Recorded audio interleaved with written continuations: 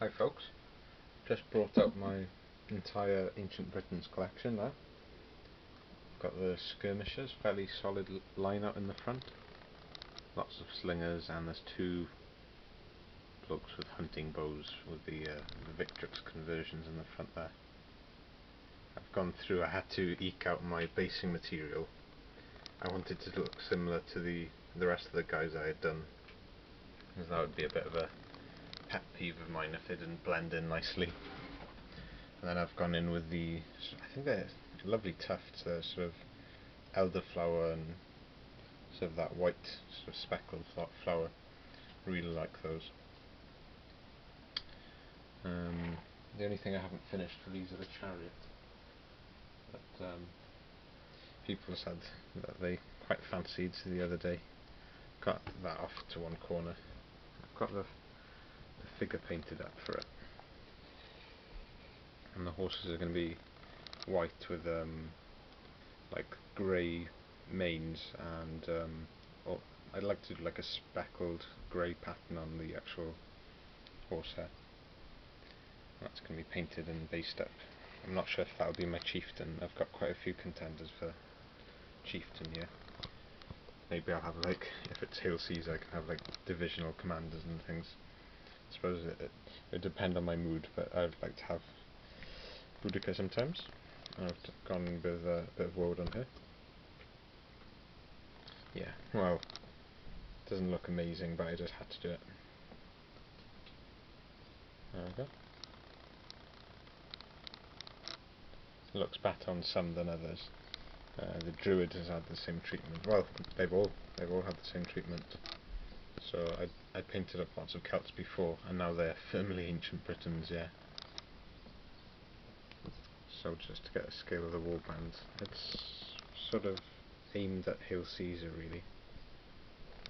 Just took the camera up. But I've kept some on single bases for the other games that I like to play. Got sort of pan up here.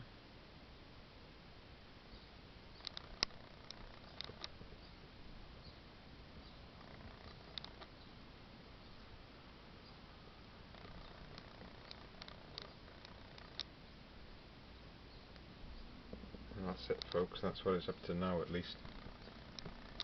I'm happy with that. That's a respectable sort of Ancient Britain's army, and it can do me quite a few rule sets, these. Because it doesn't really matter the ones on multi-base, I've got enough singles that if there was a sort of single casualty game, you know what I mean, like Warhammer Ancient Battles, or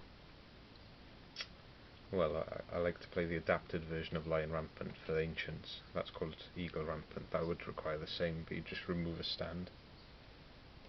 Say two casualties have been removed there, and you just replace it with two singles, so it's fairly straightforward, you know.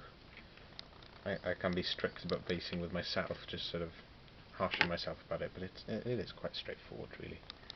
As long as you've got the figures painted up, you can't go far wrong.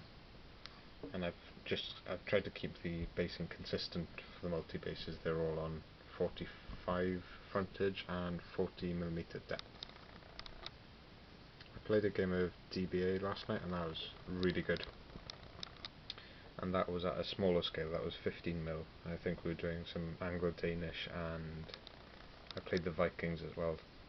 And yeah, that's a great club over at Carmarthen. I'm going to be going there more often, hopefully. And yeah, hopefully take some of my collections sometime. I suppose that one of the challenges is making sure that people have sort of opposing forces, but then the way to get around that is to collect both sides. So I definitely fancy doing the Romans now. I've got the Foundry Normans, sort of part painted. I haven't done the flesh on them, but the metal is done, and I think I've started on.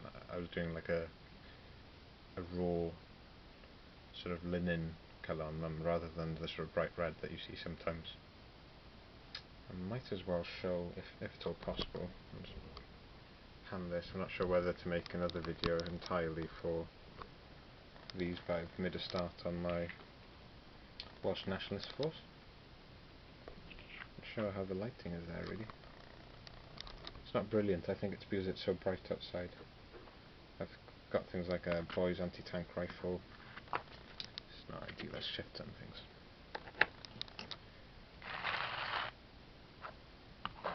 It's quite a nice piece, and I've gone with dark green jackets for these very British Civil War Welsh nationalists. They're like, well, almost like regulars.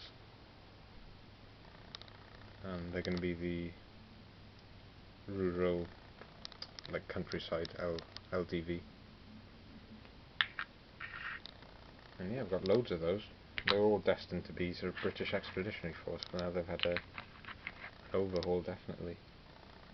And he'll be my political officer, my sort of Welsh-speaking commissar. And yeah, they're all quite similar there. There's 4 characters that I'm really looking forward to painting up. Paul Hicks sculpts. Those are Footsore miniatures, I believe. Yeah. 4 farmers with shotguns, which you can actually take in the game. And to bulk up my forces, so I'm looking to make a full platoon for, well, aiming for next Thursday if I can get a game in. And then I've got 5 First World War figures from Great War Miniatures, and that's a lot of Lewis guns, because I wasn't sure if the Bren guns were appropriate, but it just helps to make up the numbers as well. I've just got those primed up. I always find with metal miniatures you need to finish it off from the pot. Like, even with a can, you can't get everywhere now.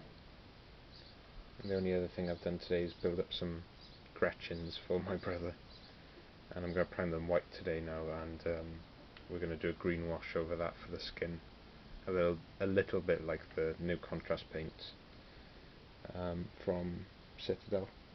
The same idea anyway. And yeah, I'll leave it at there for now, folks. I've sort of got plans to do the Frycorps, but they're just primed at the moment. I would do them as a sort of, well, you could always do them for the very British Civil War as a sort of foreign legion for the Germans, so that would be good. But of course, my main sort of purpose for them is the German Revolution then. And I'll leave it there. Hope you're all keeping well and enjoying all your videos.